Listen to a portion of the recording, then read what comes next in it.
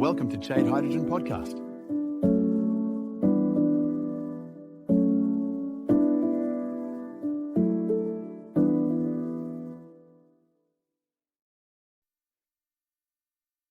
Hello and welcome to Chade Hydrogen Podcast. I'm Daniel Chade. This episode is for anyone serious about scaling a startup, founders, operators, investors, and yes, boards too. And I want to start with a question that sounds obvious but almost never gets asked properly. Why do so many brilliant technologies die on the way from the lab to the market? Because they do, constantly.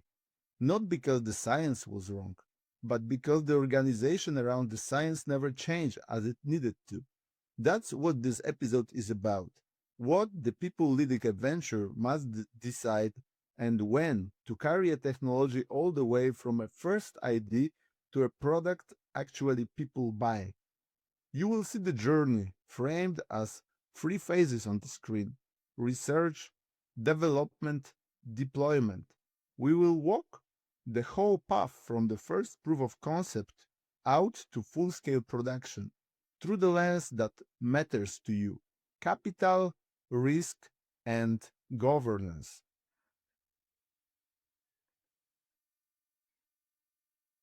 Let me put the core idea on the table first, because everything else follows from it. Scaling a technology from lab to product is not first and foremost a technical problem, it's an organizational one.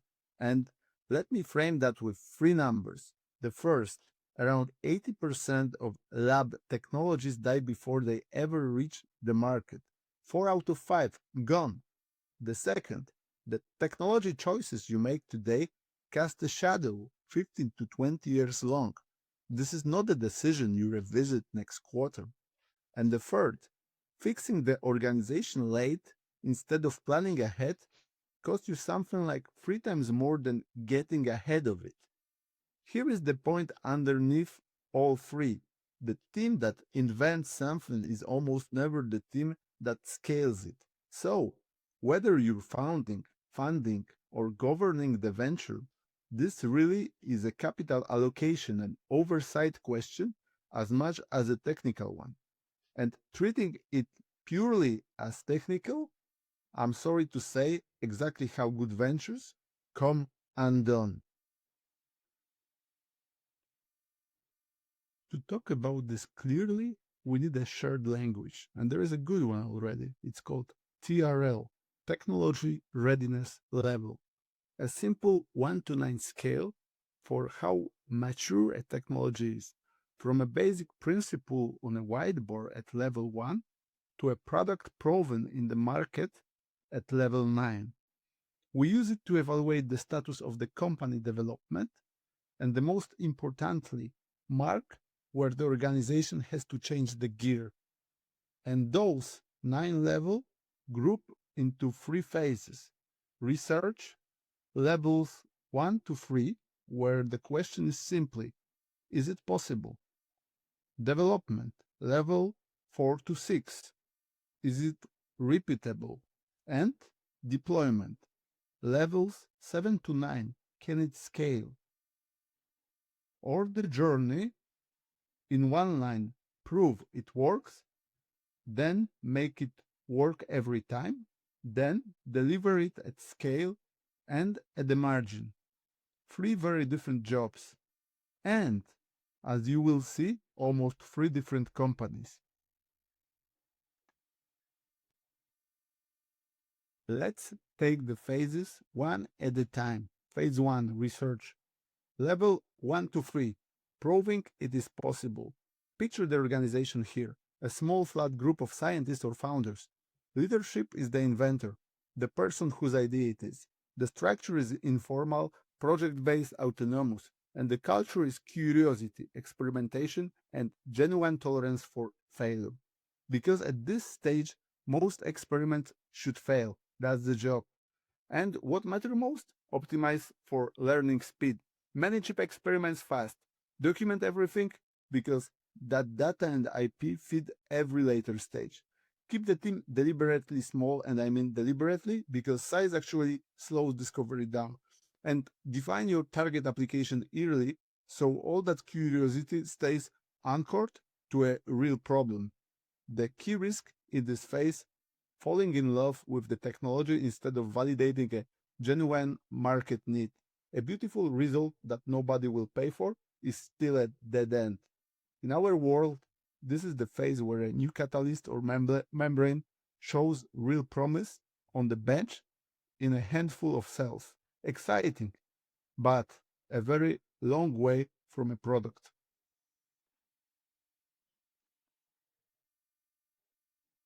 Phase 2, development, levels 4 to 6, making it work reliably. And here the organization has to change. The team becomes cross functional, engineering, product, and quality, not just science. Leadership is now the founders plus the first professional managers.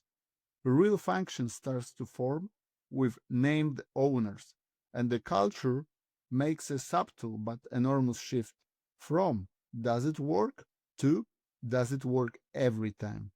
What matter most? Bring in engineering and operations skills, introduce lightweight process, reviews, basic quality assurance without smothering the team. Build and test prototypes in a relevant environment and protect the founding team's knowledge because it's fragile and it walks around on two legs. And the key risk here has a name, the value of death. Running out of capital or focus before the product is genuinely repeatable in hydrogen terms. This is the move from single cells to a full stack, and then a pilot system running in realistic conditions. It's where a lot of good technologies quietly die.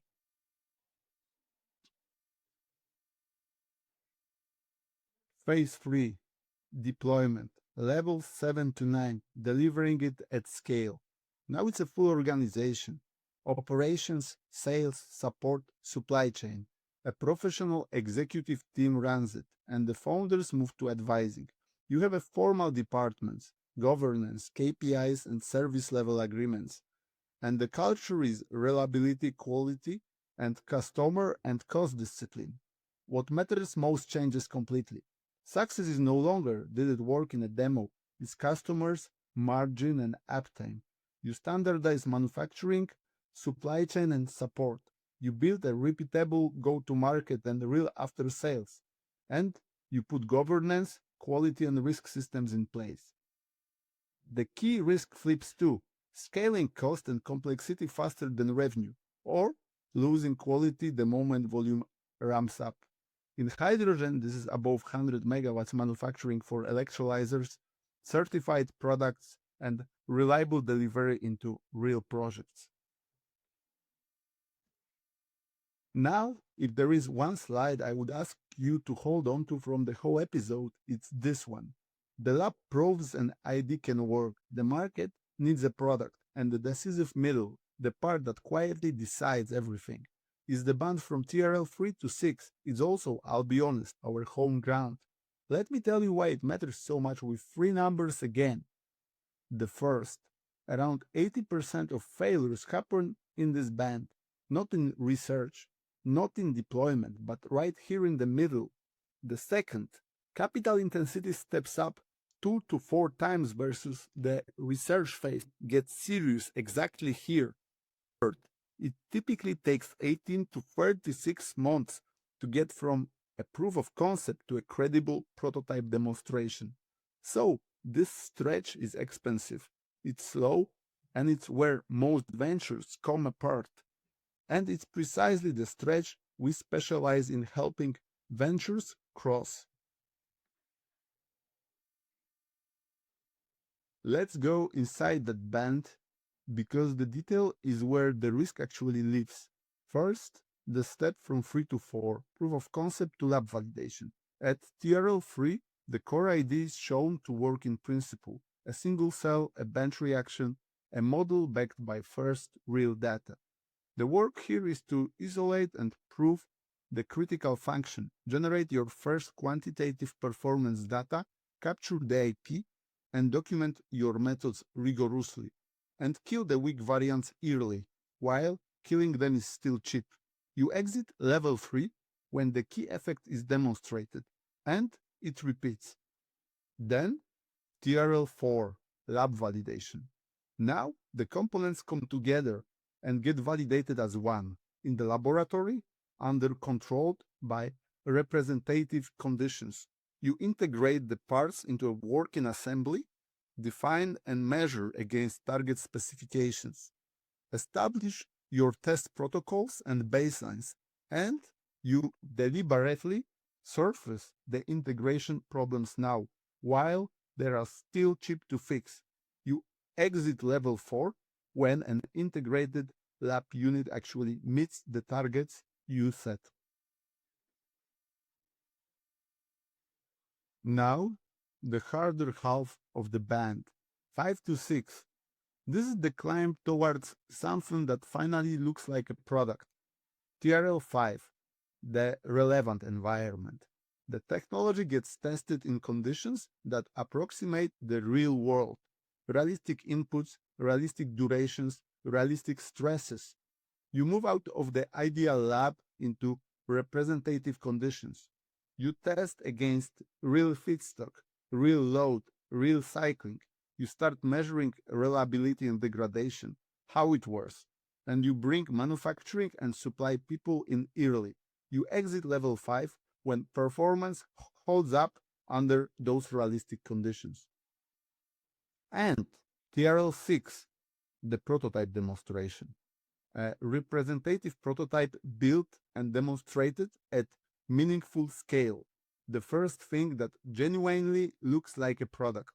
You build a scaled, integrated prototype system. You demonstrate it to stakeholders and to first customers. You validate that it can actually be manufactured and that the unit economics work. And you define the path to pilot and certification. You exit when you've shown a credible prototype.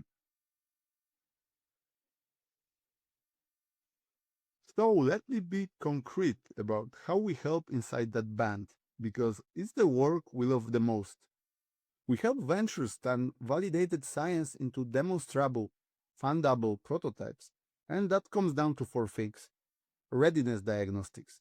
We pinpoint exactly where you sit in TRL 3 to 6 and the gaps to the next level, both technical and organizational.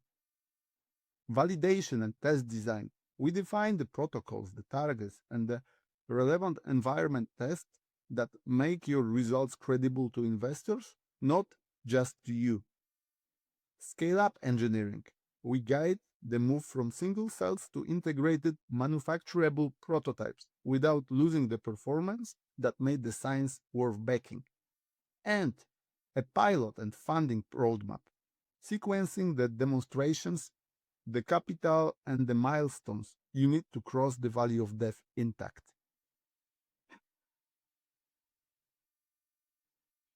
I've used the phrase twice now, so let me be explicit about the valley of death because it's where your capital is most at risk. It sits between a working prototype and the sellable product. Now in Europe, we're actually better placed than most on capital. There is targeted public money aimed squarely at this band, and I will name it in a moment. So the valley here is narrower than the classic story suggests. But narrower isn't closed, because this is still the point where the organization has to change more than anywhere else. And that's where ventures stall, not for lack of grant. Why does it happen? In the EU, it's less than the grant money ends. Horizon Europe and EIC actually retried into TRL 3 to 6, and more that revenue still hasn't started. The pool has to shift from funded science to a fundable product, and that's a different discipline. What does it demand? New skills, first real processes, and patient capital, all needed at exactly the moment the organization is most fragile. And how you cross it? You use the instruments built for this band. In Europe, that means EIC transition, which exists specifically to take TRL 3, 4 to 5 and 6. You pilot before you commit, and you build the operating team ahead of need, not after you already needed them. Let me pull the organizational picture together because this table is really the whole argument in one view. Read it as 3 columns, and the key insight is that each column is, in effect, a different company. The people change, from scientists and founders to engineers and first managers to operators and executives. The structure changes, flat and informal to emerging functions to formal departments. The goal changes. Prove it's possible, make it repeatable, deliver at scale and margin. The culture changes too, from exploration and failure to discipline and reliability to quality and customer focus. The very definition of success moved from a validated proof of concept to a working prototype in context to revenue, uptime, and market share, and the capital changes with it. Grants and seed, then venture and pilots, then growth and revenue. Same technology the whole way through, but 3 different organizations to carry it. So where does this actually break? Let me be even-handed and name the 4 failure modes I see most because they are all avoidable once you can see them. Process too early. Heavy governance dropped into the research phase suppress the experimentation that phase depends on. Actually, you can kill a discovery with a stage gate. Process too late. The opposite error. You scale with a mindset and then quality problems surface in front of customers, which is the most expensive place to find them. Wrong people, wrong stage. Keeping only the founders all the way into deployment, or just as damaging, replacing them too soon. Both break the venture. And funding the wrong curve. Capital tuned to discovery when what the venture actually needs is fuel for the long, difficult climb out of the valley of death. So, was the principle that ties all of this together is this: build the organization for the next TRL, not the current one. Hire and restructure ahead of the technical milestone, so the organization is ready the moment the technology arrives, not scrambling 6 months after. And practically, that comes down to 3 moves. First, plan the handovers. Decide early how the founders transition and when professional management joins. Don't let it happen by accident. Make it explicit. Second, time the process. Add discipline as you cross from 3 to 4 and again from 6 to 7. Too early kills discovery, too late kills scale. The timing is the skill. And move the metrics. Shift your definition of success from learning to repeatability to revenue, and fund each phase accordingly.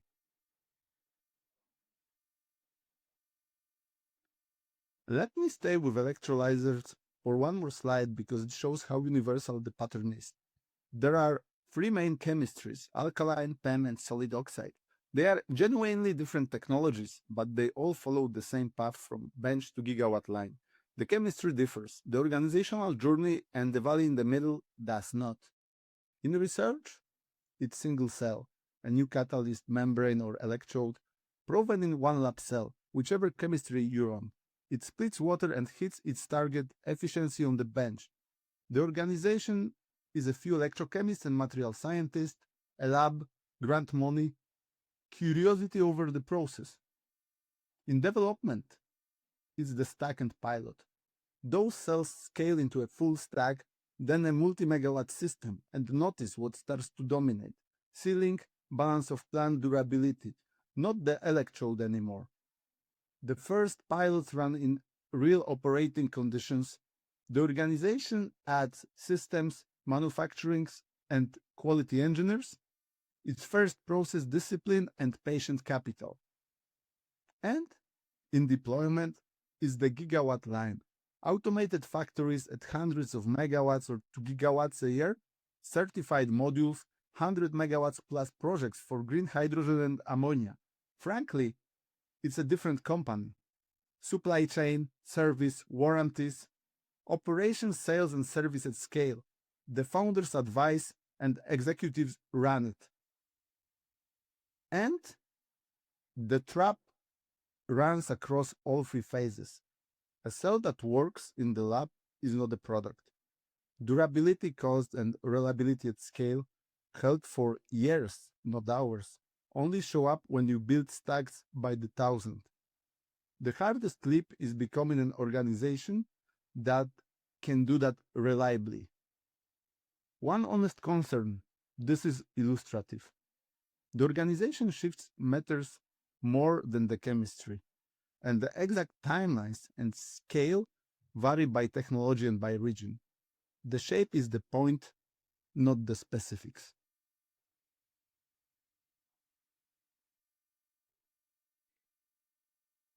So let me be clear about what we actually do, because scaling, and this is the encouraging part, is a decision you can plan. We help deep tech and hydrogen ventures build the organization the next phase will demand before it's needed. And that's four things: a readiness assessment where you sit on the TRL map and the organizational gaps to the next level. Organization and operating design, team structure, and processes. Each phase needs introduced at the right moment, not too early and not too late.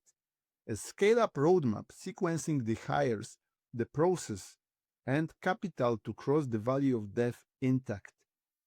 And vendor neutral guidance. We don't sell the technology. Our only product is the right decision for you. No conflicts of interest, just the call the evidence supports.